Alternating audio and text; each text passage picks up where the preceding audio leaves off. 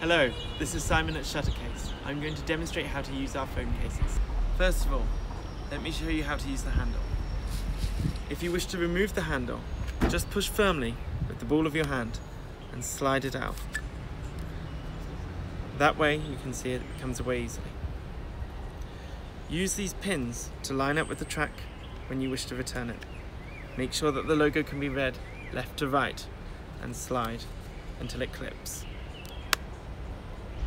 To remove the lens mount, at the back, push firmly with 2 thumbs and slide it up till you make a small gap, and then just use your fingers to tease it away.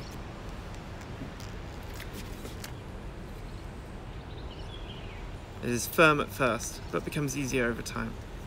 To return, make sure that it's lined up and doesn't have any gaps between it and the case, and connect it.